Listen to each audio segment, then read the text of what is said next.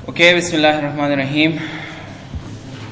Today we will discuss the applications of VBT, right?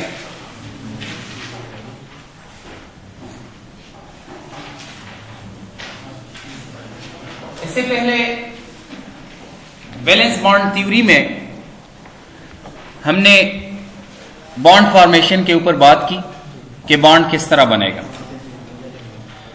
तो valence bond theory के मुताबिक जब हाफ फिल्ड ऑर्बिटल्स ओवरलैप करेंगे तो उसके नतीजे में कोवेलेंट बॉन्ड बनेगा। ठीक है, अगर ऑर्बिटल कंप्लीट है, कंप्लीटली फिल्ड है, वो बॉन्ड फॉर्मेशन में हिस्सा नहीं लेगा। जब ऑर्बिटल्स ओवरलैप करते हैं तो उससे जो मॉलिक्यूलर ऑर्बिटल बन जाता है उसमें इलेक्ट्रॉन्स की स्पिन जो है वो अपोजिट होगी। अगर ऑर्बिटल्स लीनियरली ओवरलैप कर रहे हैं तो उसके नतीजे में सिग्मा बॉन्ड बनेगा। अगर इलेक्ट्रॉन्स साइड वाइज ओवरलैप कर रहे हैं तो उसके नतीजे में क्या बनेगा? पाई बॉन्ड बनेगा। ठीक है, जब दो एटम्स कंबाइन होते हैं तो सबसे पहले जो दो ऑर्बिटल्स ओवरलैप करेंगे तो उसके नतीजे में हमेशा सिग्मा बॉन्ड बनेगा, सिंगल कोवेलेंट बॉन्ड बनेगा। ठीक है, जब इन्हीं दो एटम्स के दरमियान अब इसके बाद अगर दो ऑर्बिटल्स इनके अगर ओवरलैप कर रहे हैं तो वो लीनियर ओवरलैप नहीं कर सकेंगे, वो साइड वाइज ओवरलैप करेंगे तो उसके नतीजे में फिर क्या बनेगा? पाई बॉन्ड बनेगा। और इसी तरह इन्हीं दो एटम्स के दरमियान अगर दो से ज्यादा भी अगर ऑर्बिटल्स फिर ओवरलैप कर रहे हैं वो भी पाई बॉन्ड्स ही बनाएंगे। इसका मतलब है कि जो पहला बॉन्ड बनेगा वो सिग्मा बॉन्ड होगा और उसके बाद जो बॉन्ड्स बनेंगे वो पाई बॉन्ड्स होंगे। ठीक है, इसी वैलेंस बॉन्ड थ्योरी को आज हम अप्लाई करेंगे डिफरेंट मॉलिक्यूल्स पर, राइट। सो सबसे पहले हमारे पास है hydrogen. According to VBT hydrogen किस तरह बनेगा, इसमें किस तरह जो है वो ओवरलैप होगा। सबसे पहले तो आप नोट करें कि इसकी इलेक्ट्रॉनिक कॉन्फ़िगरेशन आपके पास क्या है। तो एक हाइड्रोजन जो है इसकी इलेक्ट्रॉनिक कॉन्फ़िगरेशन 1s1 है, यानी एक हाइड्रोजन के पास एक इलेक्ट्रॉन होगा और वो इलेक्ट्रॉन कहां पर होगा? s ऑर्बिटल में होगा। ठीक है, अब इसमें जो 1s ऑर्बिटल है हर एक हाइड्रोजन का वो ओवरलैप करेगा till there energy is decrease to minimum. Valence bond theory में हमने जो पढ़ा कि ओवरलैप आपके पास होगा। ये ओवरलैप क्यों होगा? ओवरलैप इसलिए होगा ताकि ऑर्बिटल्स की एनर्जी कम हो जाए। तो एक हाइड्रोजन का एक s ऑर्बिटल दूसरे हाइड्रोजन के दूसरे s ऑर्बिटल के साथ मिलेगा, ओवरलैप होगा। कितना ओवरलैप होगा? जब दोनों की एनर्जी मिनिमम हो जाए आपके पास। बात समझ में आ रही है? तो जब दोनों की एनर्जी आपके पास मिनिमम हो जाए और ये ओवरलैप लीनियर होगा हमेशा, तो इसके नतीजे में जो बॉन्ड बनेगा वो कौन सा बॉन्ड होगा? वो सिग्मा बॉन्ड होगा। ठीक है, तो एक हाइड्रोजन का 1s1 दूसरे हाइड्रोजन के 1s1 के साथ मिलके क्या बना लेगा? एक सिग्मा बॉन्ड बना लेगा। ये 1s1, दिस इज 1s1, ठीक है, और ये आपके पास जो H2 है, राइट। तो इसके आपके पास है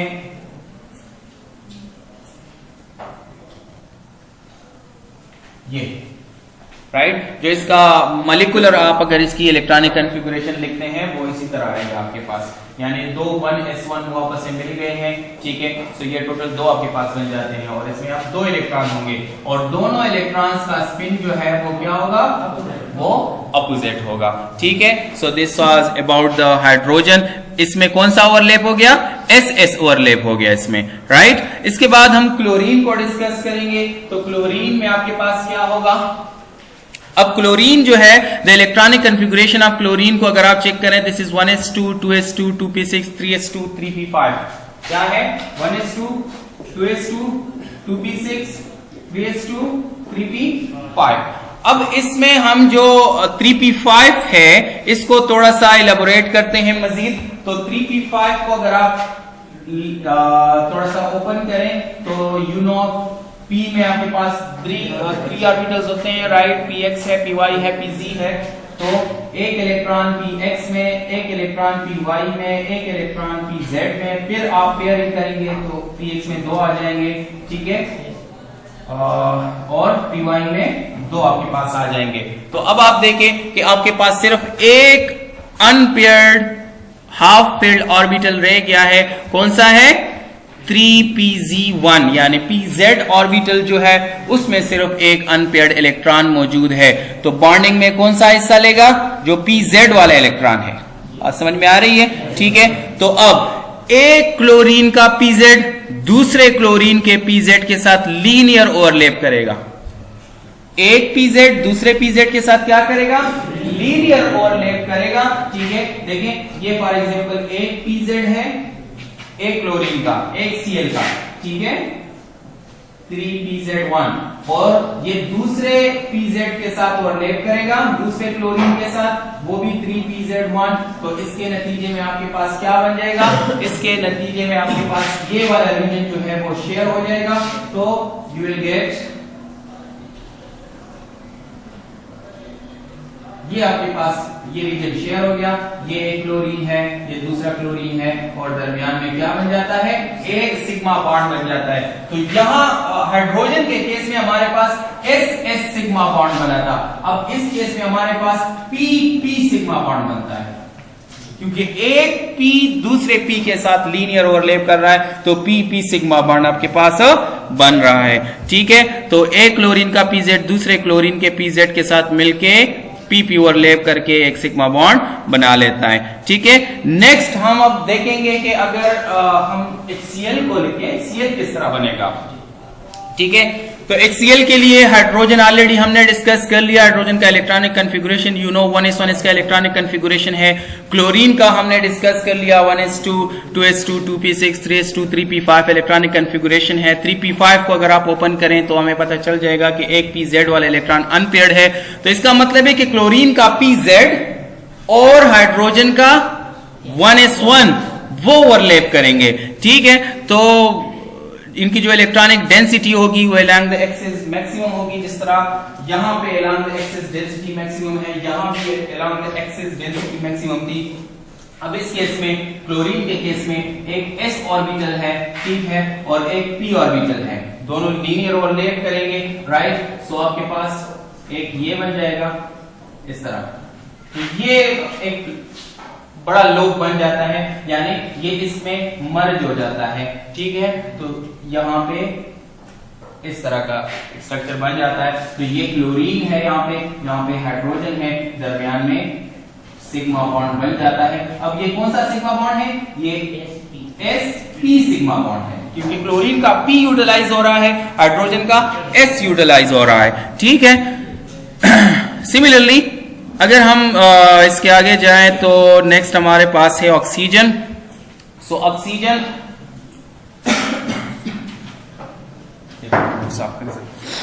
ऑक्सीजन को अगर आप देखें तो ऑक्सीजन में हमारे पास जो इलेक्ट्रॉनिक कॉन्फ़िगरेशन होगा वो किस तरह होगा?